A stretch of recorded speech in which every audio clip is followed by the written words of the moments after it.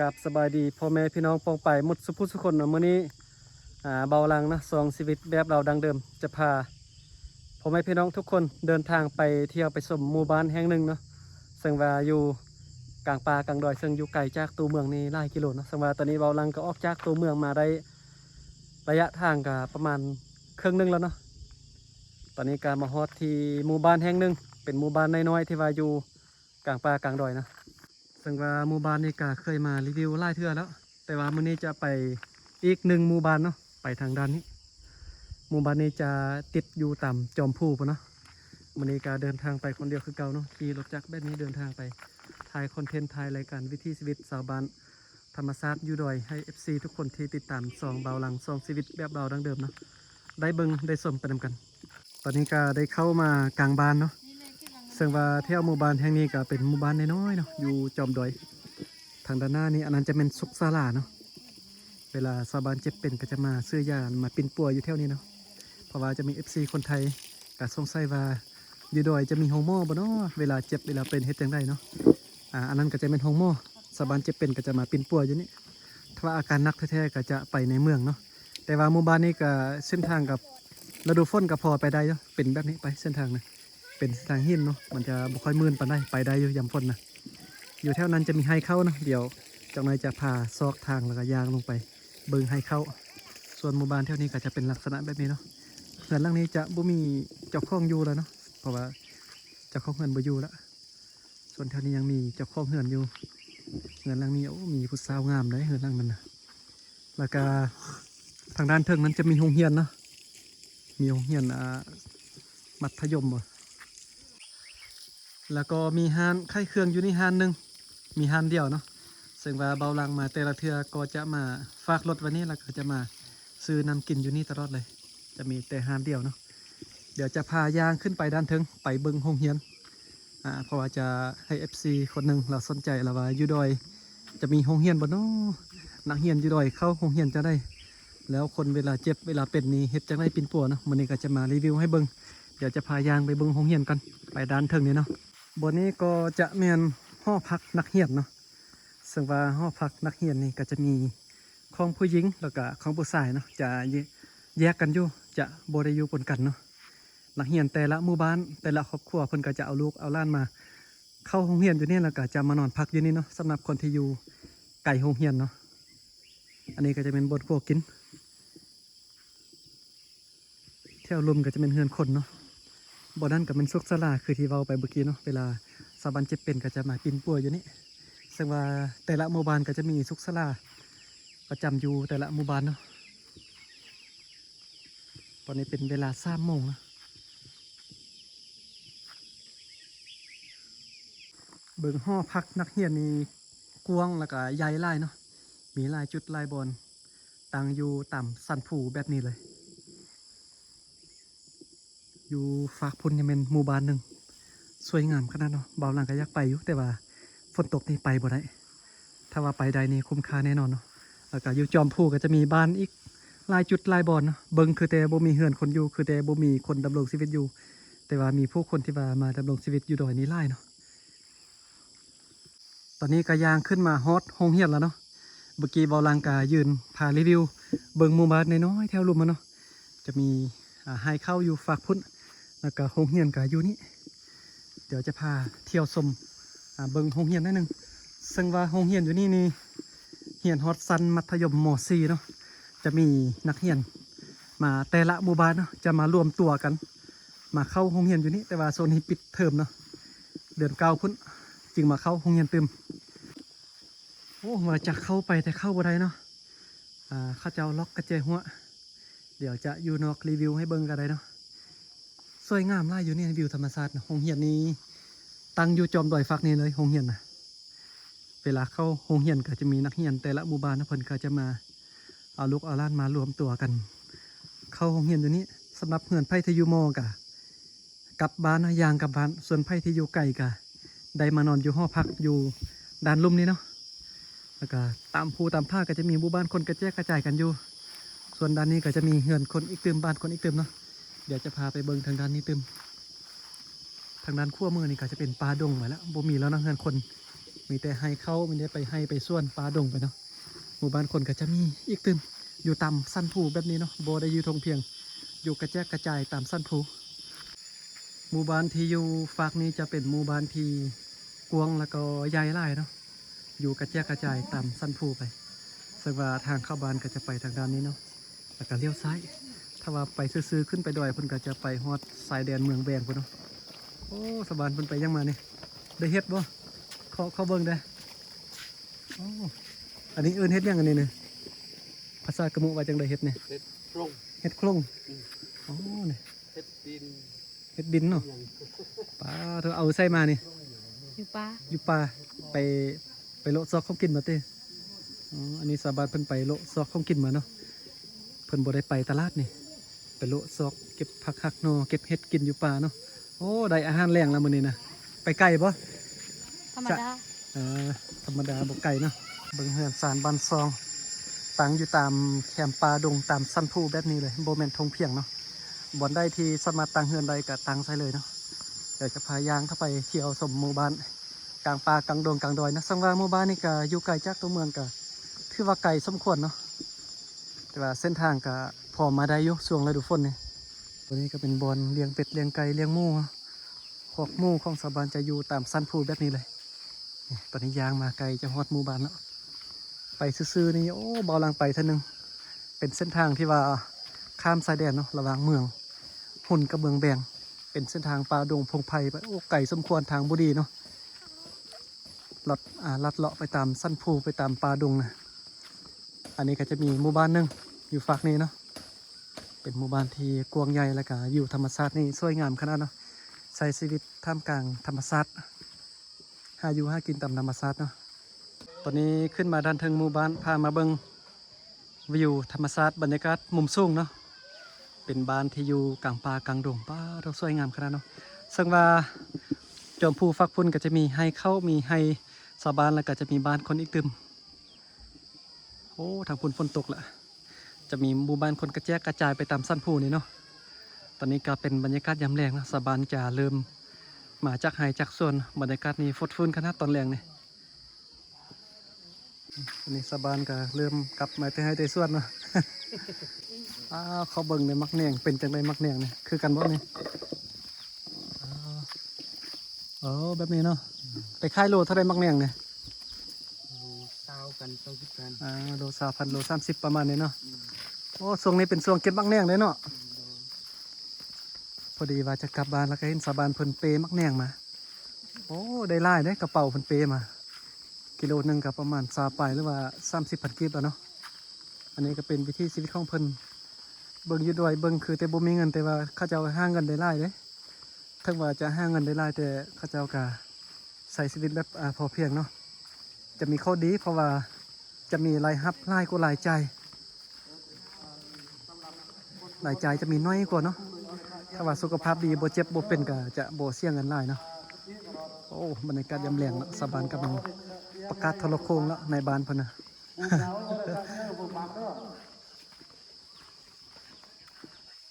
นี่ก็เป็นภาพบรรยากาศยามแรง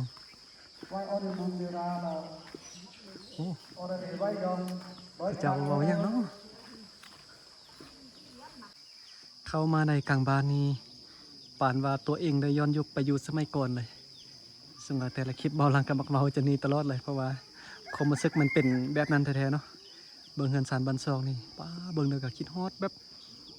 ตัวเองสมัยตะกี้เฮือนของเบาลังก็เป็นแบบนี้คือกันเนาะประมาณ20 ปีก่อนตะกี้นะอยู่กันใหม่แบบนี้แล้วก็ไปแบกฟืนเฮ็ดให้เข้านำหมู่เนาะสมัยตะกี้นะแต่น่าเสียดายที่สมัยก่อนมันบ่มีกล้องวิดีโอกล้องมือถือถ่ายแบบนี้เนาะก็เลยว่าบ่ได้เก็บภาพบรรยากาศมีแต่กล้องถ่ายรูปรุ่นเก่าใส่ฟิล์มเนาะ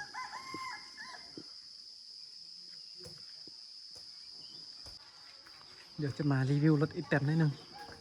อันนี้จะเป็นรถอีแตนเนาะอยู่ในประเทศเราเรียกว่าจะว่าเป็นภาษาท้องถิ่นจะเป็นรถซิ่งเนาะเครื่องจักรแล้วก็คนขับจะอยู่ทางกลาง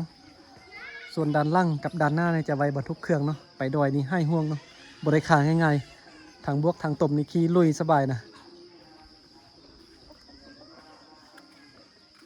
โอ้บรรยากาศยามแรงกับมวลไล่เนาะ ในบ้านเพิ่นก็เปิดโทรโคงให้ลูกบ้านให้ชาวบ้านภายในบ้านฟังม่วนซื่นไปนำกันเนาะ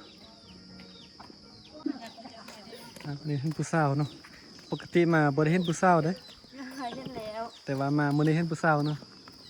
โอ้แสดงว่ามาไผที่อยากเห็นผู้สาวนี้ให้มาฤดูฝนเนาะ ฤดูฝนนี่จะมีผู้สาวอยู่บ้านน่ะถ้าว่าฤดูแล้งนี่บ่เห็นแล้วเด้เนาะเพิ่นจะไปเฮ็ดเวียกเนาะปกติขึ้นดอยจะบ่เห็นผู้สาวจักเทื่อมื้อนี้ก็มาเห็นเนาะโอ้สามสาวมื้อนี้นะมาฤดูฝนเห็นผู้สาวอยู่บ้านเนาะทุมักน้ำเต้าอย่างดีบ่นี่ใส่น้ำอย่างใดบ่โอ้นี่มักน้ำเต้าเนาะสมัยก่อนบ่าวหลังก็เคยใส่อยู่มักน้ำเต้าแบบนี้นะไปให้ไปส่วนน้ำพ่อแม่เนาะตะกี้นะหายากได้แบบนี้โอ้มาเบิ่งผู้สาวกันมายามหนาวฤดูฝนเนาะเห็นผู้สาวฤดูแล้งนี่บ่เห็นละฤดูสาวเพิ่นแต่งตัวงามในมื้อนี้ผู้บ่าวเพิ่นจะมาลิ้นน้ำบ่มื้อนี้ อันนี้ก็เป็นกิจกรรมยามแรงเพิ่นนะเพิ่นกำลังตีผ้าตีมีดนะโอ้เฮ็ดด้วยมือฝีมือแท้ๆเนาะเป็นโรงงานได้นี่เพิ่นงานเฮ็ดด้วยฝีมือแท้ๆเนาะผู้สาวเพิ่นมานั่งฟิงไฟอยู่นี่สงสัยน่าจะหนาวเนาะน่าจะบ่มีแฟนเถื่อไผที่หนาวแบบนี้นะ สาวอยู่บ้านนี่ติ ลูกสาวมาจะเวียงเศร้ากันเศร้ากัน สมโภออกมาแต่ละเทื่อนี่บ่ค่อยเห็นอันผู้สาวอยู่บ้านแต่ว่ามามื้อนี้เห็นผู้สาวอยู่บ้านเนาะเพิ่นไปเฮ็ดเวียกอยู่เวียงเนาะนี่ก็เป็นบรรยากาศยามแลงชาวบ้านก็จะรวมตัวกันแบบนี้เนาะเฮ็ดเวียกของไผของเราเนาะเป็นภาพบรรยากาศวิถีชีวิตเบิ่งแล้วก็รู้สึกว่าอบอุ่นไปอีกแบบหนึงเบิ่งแล้วคิดฮอดตอนสมัยก่อนสมัยตะกี้เนาะบ่าวหลังนี่ก็น่าเสียดายที่ว่าสมัยก่อนที่บ่มีกล้องถ่ายรูปบันทึกวิดีโอแบบนี้ไว้เนาะถ้าว่าสมัยตะกี้มีนู่นจะเก็บภาพมาให้คนรุ่นใหม่เดี๋ยวนี้ได้เบิ่งแต่ว่าปัจจุบันนี้ก็มีแล้วเนาะแล้วบ่าวหลังก็เลยว่าตั้งซองชีวิตแบบเราดังเดิมขึ้นมา เพื่อจะเก็บภาพบรรยากาศเอาไว้เนาะเอาไว้ให้คนรุ่นใหม่ได้เบิ่งได้ชมไปนำกันว่าภาพวิถีชีวิตแบบดังเดิมปีนี้นี่เป็นจังไดเนาะเพื่อให้คนรุ่นใหม่ได้เบิ่งได้ชมโอเคนะเมื่อกี้ก็พาไปเบิ่งบรรยากาศกลางบ้านแล้วก็ไปเห็นผู้สาว3 คนเมื่อกี้ ปกติเบาลังไปดอยจะบ่เห็นผู้สาวเนาะแต่ว่ามื้อนี้มาเห็นไผที่อยากเห็นผู้สาวด้วยแนะนำให้มาฤดูฝนเด้อเนาะเพราะว่าฤดูฝนนี่ผู้สาวเพิ่นจะกลับบ้านเนาะมาพักผ่อนอยู่บ้านเพิ่นจะบ่ได้ไปเฮ็ดเวียกนะมื้อนี้ชาวบ้านไปไสมานี่ ไปให้ ไปให้โอ้ได้ของกินมาหลายบ่ ได้ด้วยหนึ่ง โอ้เปผักมานะเข้าเบิ่งได้บ่ เปิดเลย นี่มันผักยอดผักนำเนาะเอาอยู่อันให้เข้าบนได้นี่โอ้นี่เถื่อโบเสียดยาเนาะเฮ็ดไทยเนาะคันเสียดยานี่เก็บผักกินบ่ได้เนาะ เพิ่นไปเก็บผักอยู่ให้อยู่สวนมาเนาะตอนช่วยก็ไปแต่เช้านะไปเชี่ยจะให้แต่เช้าตอนกลับมาก็เก็บผักอยู่ตามให้เข้ามาไว้กินเนาะอันนี้ก็เป็นวิถีชีวิตของชาวบ้านเพิ่นเนาะก็คือที่ได้เว้าไปมีรายจ่ายน้อยกว่ารายรับเนาะรายรับนี้จะมีรายกว่าเพราะว่าบุมีตลาดเนาะใครอยากกินข้าวกินน้ำกับปลูกข้าวไปซอกครบๆคงกินอยู่ให้อยู่ส่วนเนาะโอ้ไปให้ไปส่วนมาเนาะ นี่หลายตาที่เสียง ไปให้ไปส่วนมาโอ้ปีนี้ยายเป็นเศร้าแล้ว เยอะอยู่ ปีกายมายังน้อยๆเนาะปีนี้ยายเป็นเศร้าหูควมแล้วไปให้ไปส่วนนำพ่อแม่แล้วเนาะโอ้ตอนแรกนี่สาวบ้านเริ่มมาเรื่อยๆเนาะระหว่างทางก็ได้เห็นสาวบ้านตลอดนะเพราะว่าสาวบ้านเพิ่นไปให้ไปส่วนเนาะเดี๋ยวจะนำเพิ่นไปตื้มหน่อยนึงไปเบิ่งเพิ่นนะเวลากลับมาให้ไปส่วนกับบริยางมาละลาได้เก็บผักหักนอเปฟืนเปผักเปนอมาเนาะส่วนบนนี้ก็เป็นบนน้ำก๊อกนี่ผู้อาบน้ำอยู่นี่ชมวิวไปพร้อมเนาะงามขนาดอันนั้นก็จะเป็นภูเขาข้ามภูเขาในนี้ไปก็จะมีหมู่บ้านคนอีกหลายบ้านเนาะจะเป็นเฮือนสานบ้าน2 คนอยู่ตามจอมภูผ้าป้าดงเนาะมาเท่าไปใส่มาอย่าเมื่อรอดอย่าเร่ เดี๋ยวเล่เวลาไปให้เนาะป้าพูนน้อยมันล่านะมันลูกอ่ะหูขวบเนาะเบิ่งมันเปเครื่องเปข้องไปสวยไม่เท่าพันเนาะหูขวบเนาะป้าเธอดุมันขนาดเบิ่งมันเปทรงเสื้อพันเนาะอย่ามาอย่ามา นี่แหละ เดี๋ยวเร่ปันเมื่อปีแล้วจักปีแล้ว 6 ปี 6 ปีแล้ว Ừ. ป้า6 ปียางไปให้ไปส่วนละดุมันเนาะ Mà 6 ปีนึงปีน่ะ เห็นไม่เท่ากับลานสาวนะปลากันยางมาแต่ให้แต่ส่วนโอ้โหขวบเนาะเอาวันนี้ได้ไกด์นำเที่ยวแล้วจะให้ไอ้เบาส่องคนผ่าเบาลังยางไปให้เข้าเนาะเพราะว่าเบาลังอยากจะไปแต่ว่าบูฮูทางไปเนาะให้น้องสายเพิ่นส่องคนไปนำทางไปรถโอ้ไปทางนี้เนาะให้เข้านะน่าจะไกลอยู่เนาะยามฝนในกระทางเปื้อนเลยโอ้นี่อันนี้มันทางไปให้ไปส่วนเพิ่นจะมีลักหัวแล้วก็มีอันเพิ่นแต่งหยังเนาะนี่พอดีเห็นสาบานเพิ่นไปให้ไปส่วนมาเนาะโอ้ได้พักไล่แท้อันนั้นไม่ยังนั่นนะบนพักที่มันยาเนาะ Nhà เอาไปเลี้ยงแบะ Tiền ว่าไงเอาส่งกันหน่อย โอ้นี่ได้พักน้ำเข้าเบิ้งได้ไล่บ่พักน้ำนี่ อ้อนหน่อย เก็บอยู่ให้อยู่ส่วนมาเนาะ อืม อืมโอ้สลีไล่ได้ผลเปสลมสลีไปต้มกินอยู่เฮือนพร้อมเนาะโอ้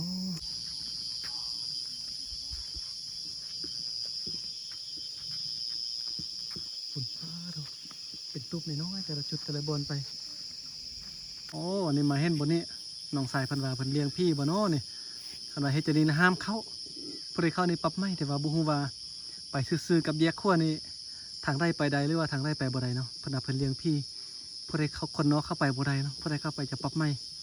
แต่บ่ฮู้ว่าแม่นความจริงหรือบ่ตอนนี้บ่กล้าไปเนาะเอิ้นเขาบ่เอิ้นเขาเจ้าดูไปได้บ่เนี่ย จะหมดคืนเลย เขาปรับไม่ได้เนาะไปเลี้ยงพี่นี่นะเพราะว่าตามฮิตของตามประเพณีเพิ่นเนาะโอ้ญี่ปุ่นจะมีทรายน้ำนะญี่ปุ่นนะมีแม่น้ำปลาดงพงไผ่ไปเนาะแล้วก็จะมีบ้านคนอยู่กลางดอยบนนั้นอยู่แถวนั้นนะเป็นหมู่บ้านที่รายล้อมด้วยทรายน้ำแล้วก็ภูเขาเนาะแถวนี้ก็เป็นป่าดงโอ้ให้เขานี่เขี้ยวงามขนาดเนาะพอดีว่าจะไปเบิ่งให้เขาแต่ว่าน้องสายเพิ่นนี่เพิ่นว่าบนนี้นี่จะเป็นอันเลี้ยงพี่เนาะสาบานเพิ่นเลี้ยงพี่ไปบ่ได้ถ้าว่าคนนอกเข้าไปนี่เพิ่นจะปรับไม่ได้ตอนนี้บ่ลังกับบ่ฮู้ว่าจะเป็นเทหรือบ่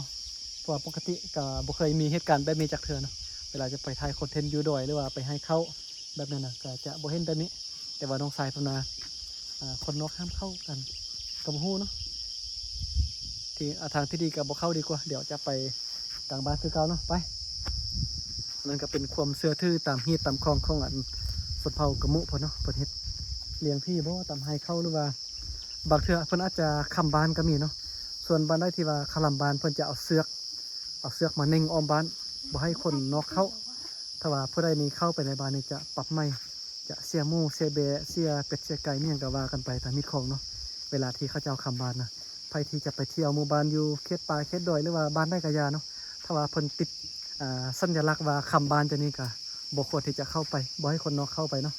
ก็ประมาณนี้โอ้วันนี้ก็ได้ไกลนำเที่ยว2 คนเลยนี่ไอ้บ่าวน้อย2 คน พาเบาลังไปเที่ยวไปชมธรรมชาติเนาะกำลังย่างกลับตัวนี้นะ โอ้เชียงตูบเชียงไฮ้นี่งามนะ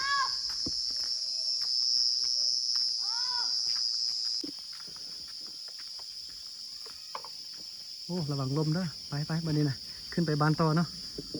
ตอนนี้เบาลังก็ขึ้นมากลางบานเนาะเมื่อกี้ว่าจะไปเบิ่งให้เขาแต่ว่าน้องสายเพิ่นกับ2 คนมาบอกกล้าไปบ่เพิ่นเรียกที่บ่นี่กับบ่แน่ใจเนาะก็เลยว่ากลับขึ้นมากลางบานคือเก่าเนาะตอนนี้นี่ก็เป็นบรรยากาศภายในกลางบานเนาะฝนก็เริ่มจะตกแล้วเบิ่งตามสภาพอากาศนี้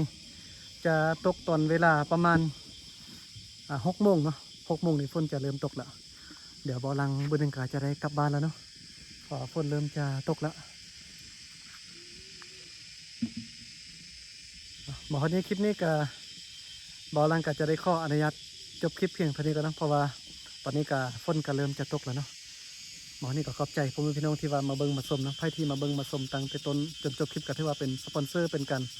สนับสนุนการเดินทางถ่ายคอนเทนต์ของเบาลังเนาะส่องชีวิตแบบเราดังเดิมหมอนี่ก็ขอขอบใจหลายๆเนาะเอาไว้เจอกันใหม่คลิปต่อไปเด้อ